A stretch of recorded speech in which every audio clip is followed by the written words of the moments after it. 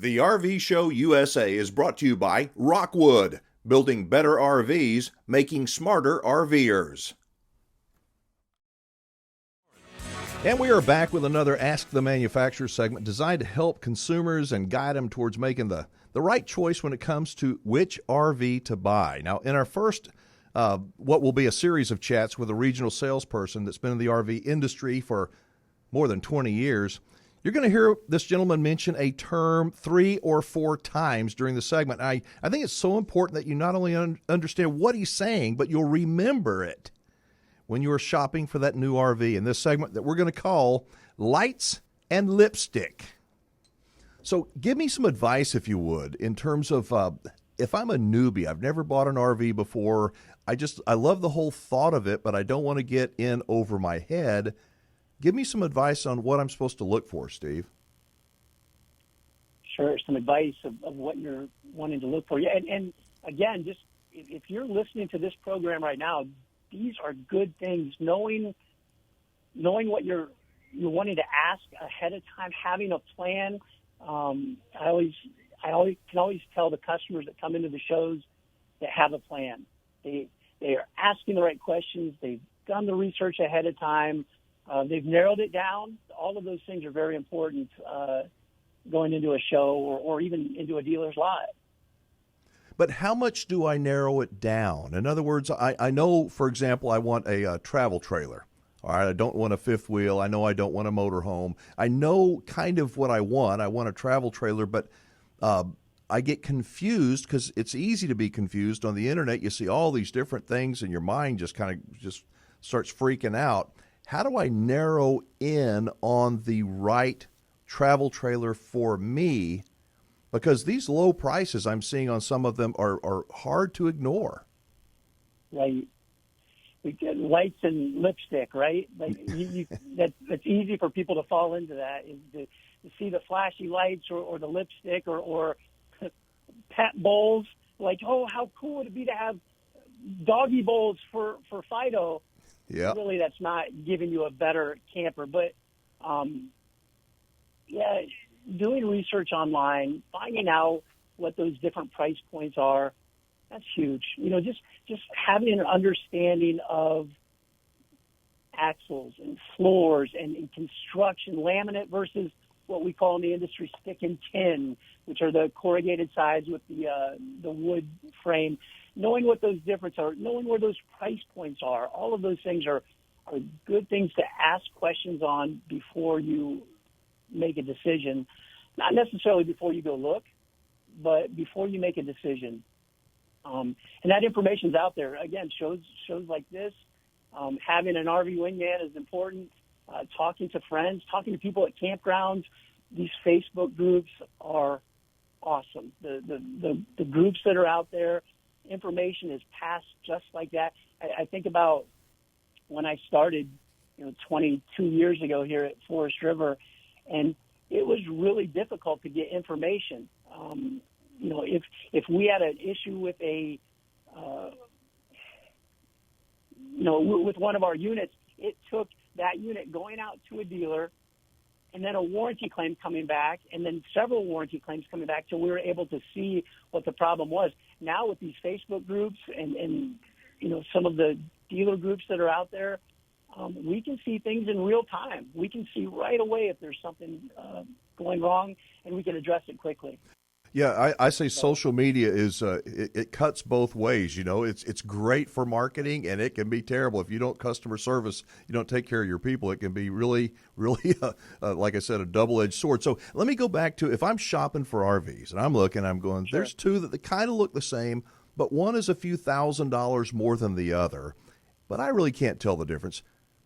There is a reason why it's $2,000 or $3,000 or $4,000 more than the one next to it.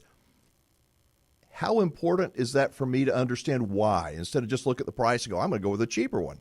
For sure. That's a great question. Finding out why is what could cost you or save you money by making a bad trade. And what I mean by that is you buy a unit, you find out, well, it doesn't have all of these things that I want, or it's not performing in this way, and then you have to trade it in, and suddenly you've lost money on that depreciation, where if you bought the right product to begin with, you might have saved yourself that trade. So, yeah, asking those questions, like, for example, we use a torsion arm axle as opposed to a leaf spring axle.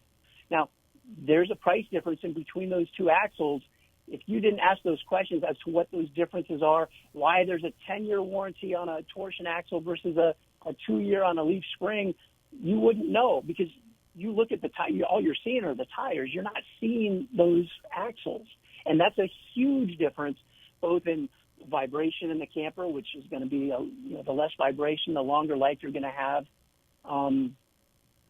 as well as just laminated floors, all that vibration causing them to go soft, which could happen over a period of time with your RV. So, again, but someone wouldn't see that if they're just looking at the lights and the lipstick, right? So it's important to ask these questions about why one is $3,000 or $4,000 or whatever the difference is. Why is this one so much less expensive than the other? And of course, if you listen to the quote unquote salesperson that's selling the cheaper unit, they're going to say, oh, that they've got a little bit more stuff over here, but this is really the better buy. And that's fine, because I understand everybody has a job to do. But it's important, I believe, to talk to both sides, talk to the person that's selling the more expensive one and say, why is this thing so much more than that one over there? And explain it, because otherwise you can just, like you said, you buy an RV, you're excited about it, and a year from now you go, gosh, I wish I would have known such and such, and then you lose all that money on the trade-in.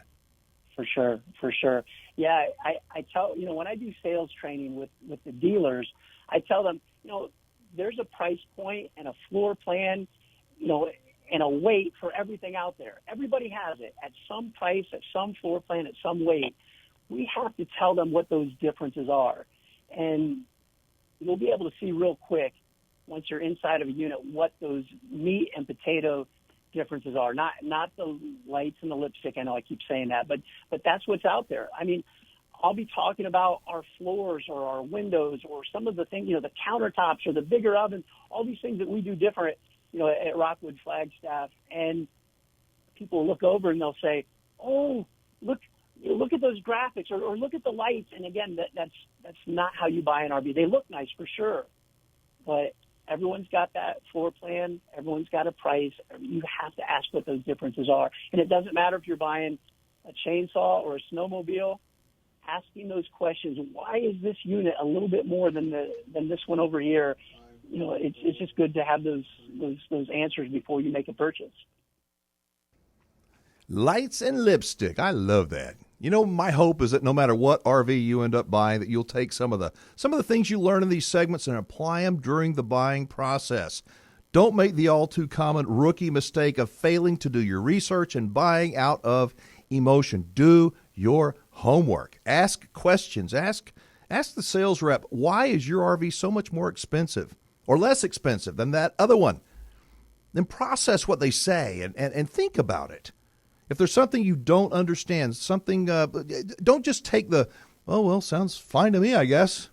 Lights and lipstick, folks. Every RV manufacturer is going to use them to try and get your attention.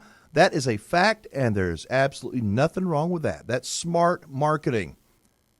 I like to use analogies a lot, and here's a little example. When you look on Facebook, you look at somebody's profile picture, you don't see many of them that took their picture right when they woke up, when their hair is all messed up, eyes are all puffy, do you?